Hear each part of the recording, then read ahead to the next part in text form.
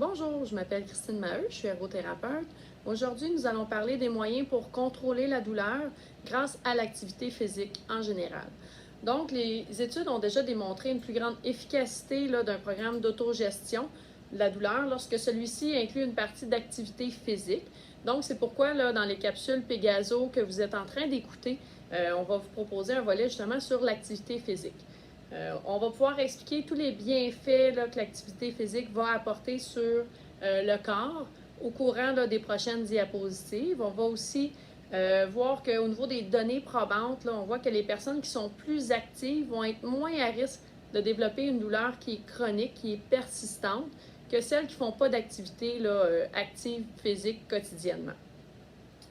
Donc, au niveau des bienfaits de l'activité physique, on va voir qu'une augmentation du niveau de l'activité physique chez les personnes souffrant d'une douleur chronique va permettre de diminuer la douleur, d'améliorer l'humeur et de sentiment d'auto-efficacité. Donc, plus qu'on bouge, plus qu'on se sent mieux, plus qu'on sent qu'on a un contrôle sur nous-mêmes. De plus, la pratique quotidienne régulière d'activité physique a plusieurs effets bénéfiques sur la santé en général. Donc, on va aussi améliorer notre sommeil. Si on se souvient au niveau du cercle vertueux pour briser le cercle de la douleur, c'est toutes des choses qu'on va aller travailler, qu'on va aller améliorer. Donc, il faut aussi mentionner que le conditionnement aérobique va contribuer de façon importante au niveau de la gestion de la douleur. En fait, le fait d'être actif, c'est susceptible d'augmenter les occasions aussi de rencontrer des gens. Donc, on va augmenter notre réseau social, on va briser notre isolement. Donc, si on regarde, ça vient vraiment au niveau de notre sphère, au niveau de la fleur, des bienfaits de l'activité physique. On va diminuer notre douleur, diminuer notre fatigue, améliorer notre humeur, avoir une meilleure condition de santé en général, améliorer notre sommeil, avoir plus de socialisation. Donc, on va sortir de chez nous. Puis on va aussi avoir un meilleur sentiment de contrôle sur nous-mêmes au niveau de la gestion des douleurs. Un autre bienfait de l'activité physique, ça va être l'analgésie naturelle. Donc, quand on parle d'analgésie, on vient vraiment parler au niveau qu'on vient diminuer, qu'on vient bloquer la douleur. Donc, au niveau des données, on voit que bouger, soit faire de l'activité physique, va provoquer une libération d'hormones qui va être semblable à la morphine. Donc, on va venir créer un effet antidouleur lorsqu'on va bouger. Puis en même temps aussi faire une activité physique qui est agréable, mais ça va avoir un effet qui est analgésique. Donc, si on bouge régulièrement, puis en plus qu'on bouge d'une activité qu'on aime, mais ça va avoir un impact au niveau de notre douleur. Ça va diminuer la douleur. Donc, c'est vraiment important aussi lorsqu'on va choisir d'effectuer un exercice, de choisir quelque chose que l'on aime et pas de s'imposer non plus une activité qui est désagréable. Au niveau des différents exercices à privilégier, on va parler au niveau de la gestion de douleur, dans les exercices aérobiques, les exercices de renforcement. Eux vont provoquer une hypoalgie, donc une façon de diminuer la douleur au niveau des différents paramètres, comment on va les exécuter. Ces deux types d'exercices-là, en plus des exercices d'étirement, vont nous permettre de restaurer une condition corporelle optimale afin de minimiser les sources de douleur. Donc, je vais aller augmenter ma force, augmenter mon endurance, augmenter mon mouvement. C'est toutes des choses qui vont nous permettre d'aller diminuer globalement nos douleurs. Au niveau des exercices aérobiques, si on va vraiment plus spécifiquement à ce niveau-là, il va y avoir plusieurs bénéfices sur la santé en général. Donc, on va parler d'une diminution de la pression sanguine, du taux de cholestérol. On va parler d'une perte de poids. Si on a une perte de poids, souvent, il va y avoir moins d'impact au niveau des articulations, donc une meilleure gestion de douleur à cet effet-là. Il peut y avoir aussi une diminution de la résilience à l'insuline, donc pour les gens qui souffrent de diabète de type 2. On va augmenter l'efficacité de notre système immunitaire, on va améliorer notre sommeil et on va aussi avoir une influence positive au niveau de la dépression, de l'anxiété. Si on va vraiment plus spécifiquement au niveau de la douleur chronique, on va parler que les exercices aérobiques vont avoir un effet au niveau de la douleur, mais vont aussi augmenter notre fonction physique. Donc, comme je le disais auparavant, notre force, notre endurance. Ça va aussi nous aider à aller mieux gérer nos symptômes douloureux. Les exercices aérobiques, il y a plusieurs sortes d'exercices aérobiques qui existent. Si on regarde au niveau du PowerPoint, on voit que L'aquaforme, par exemple, va être un exercice aérobique, mais avec moins de stress, moins d'impact au niveau du corps. Puis on va continuer natation, vélo, marche, ski de fond, aérobie, là, des cours d'aérobie et de la course à pied. Donc, ça va être vraiment important aussi de commencer avec un exercice auquel nous sommes à ce niveau-là. Donc, si je suis une personne qui est plus sédentaire, peut-être que je ne commencerai pas avec de la course à pied. On va commencer tranquillement, par exemple, avec soit de la natation, du vélo, de la marche, pour tranquillement aller vers un exercice qui est un petit peu plus pas stressant, mais qui va exiger un petit peu plus au niveau du corps. On ne veut pas non plus exacerber nos douleurs. Donc, c'est pour ça qu'on va commencer avec un exercice qui est plus facile. Si on le tolère bien, on va pouvoir aller graduellement là, augmenter l'intensité et changer d'exercice vers un exercice plus aérobique. Comment qu'on va débuter nos exercices? Dans le fond, comme je disais, on va commencer en dessous de nos capacités. Donc, si je suis capable de courir, mais je vais commencer peut-être par un exercice de marche rapide. Si je suis capable de faire un 20 minutes de marche, mais peut-être l'inclure un 10-15 minutes de marche à tous les jours. Donc, de ne pas viser notre maximum, mais vraiment d'une façon régulière, juste d'en faire un petit peu moins pour être sûr qu'on ne vienne pas chercher des douleurs. Par la suite, on va augmenter progressivement. Donc, là, on va parler d'à peu près un 10% par semaine de plus. Donc, si je marche un 20 minutes par jour pour la première semaine, mon but pour la deuxième semaine va être 10% de plus. Donc, on va rajouter un 2 minutes. Donc, je vais devoir là, marcher un 22 minutes pour la deuxième semaine. Puis, on va ajouter comme ça, là, si on tolère bien, sans exacerbation de douleur, on va rajouter un 10% au niveau de l'intensité, au niveau du temps. Si on regarde précisément, là, justement, au niveau de la progression des exercices aérobiques, on le voit bien ici, là, au niveau de la progression maximale, donc le 20 minutes, au bout de 1 mois, 4 semaines, on va être rendu environ à un 25 minutes, donc 25-26 minutes. Donc, c'est vraiment d'y aller progressivement, de ne pas se mettre des objectifs vraiment trop grands en partant. On veut vraiment avoir des résultats positifs.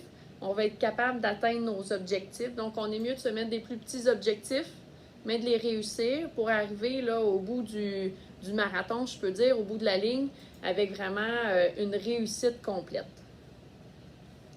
Puis, n'hésitez pas non plus à ajuster. Si vous voyez, mon 10% finalement cette semaine que j'ai rajouté, c'est un petit peu trop. On va revenir à ce qu'on faisait avant, puis on va le réessayer la semaine d'après. Donc, il faut vraiment écouter notre corps, écouter aussi au niveau des signes, des symptômes là, qu'on reconnaît au niveau de notre douleur. Donc, si on voit que ça l'augmente, on fait juste ralentir un petit peu. Si on parle maintenant au niveau des exercices de renforcement. Les exercices de renforcement vont avoir des effets bénéfiques au niveau de la santé en général. On va parler d'une augmentation de la force des muscles. On va parler des tendons, des ligaments. On va aussi parler d'une augmentation de la densité osseuse, une diminution du stress qui va être appliquée au niveau des articulations là, dans toutes nos activités quotidiennes. On va aussi diminuer le risque de blessure lors des tâches physiques. Plus particulièrement au niveau des effets sur la douleur chronique, on va parler que les exercices de renforcement ils peuvent induire une analgésie, donc induire une diminution de douleur, et peuvent contrer la persistance des douleurs chroniques dû à une diminution de la force, une diminution de l'endurance. Donc, si je renforce mon corps, je renforce mes muscles, mon ossature, je devrais avoir moins de douleurs qui vont être créées puisque j'ai augmenté ma capacité physique. J'ai un meilleur tonus, par exemple, une meilleure posture. Ça va faire en sorte qu'au niveau de la douleur chronique, mon corps va être capable de mieux gérer tout ça. Par la suite, au niveau des exercices de flexibilité, on va avoir différents effets potentiels encore sur la santé en général. On veut rétablir le mouvement complet de la biomécanique normale des articulations. Donc, je vais être capable d'aller chercher, là, souvent on va entendre mon full range of motion, donc mon mouvement complet.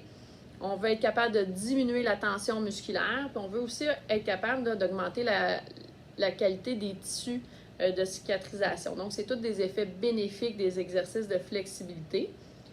Plus particulièrement, là, au niveau de la douleur chronique, on va parler que ces exercices de flexibilité-là Ils vont nous permettre d'éliminer les perturbations du fonctionnement des articulations qui peuvent contribuer à la douleur ou à l'augmentation aussi du risque de blessure. Donc, si j'ai un meilleur mouvement, je vais avoir une diminution des risques de blessure. Je vais être capable de bouger dans mon plein potentiel. Donc, je risque moins de me mettre à risque là, de faire un faux mouvement ou de moins bien forcer. Ces exercices-là vont aussi permettre de nous aider à relâcher au niveau de la tension musculaire. Donc, c'est vraiment important là, de les effectuer régulièrement. Je vais terminer avec les exercices fonctionnels. On va en faire là, un petit peu là, par la suite. Mais en général, les exercices fonctionnels vont avoir des effets d'améliorer le contrôle, le patron des mouvements, des tâches quotidiennes. Donc, vont nous aider dans notre vie de tous les jours. Vont aussi réduire le risque de blessures associées aux tâches quotidiennes. Donc, à force de faire des exercices vraiment de la vie de tous les jours, des mouvements qu'on est habitué de faire, on va se pratiquer, on va se renforcer, puis on va diminuer nos risques de se blesser en faisant un mauvais mouvement. Donc, au niveau de l'efficacité pour la douleur chronique, on va parler que les exercices fonctionnels vont permettre d'éviter une survenue de blessures, puis d'améliorer notre niveau de fonctionnement quotidien.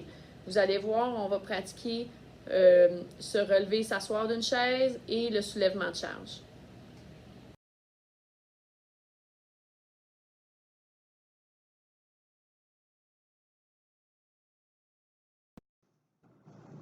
Se relever et s'asseoir. Se relever.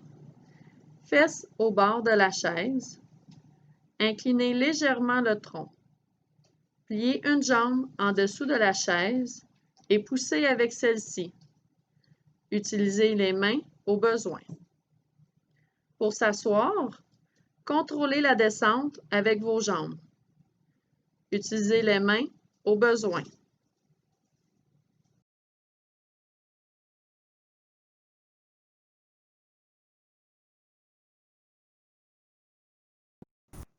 Soulever une charge.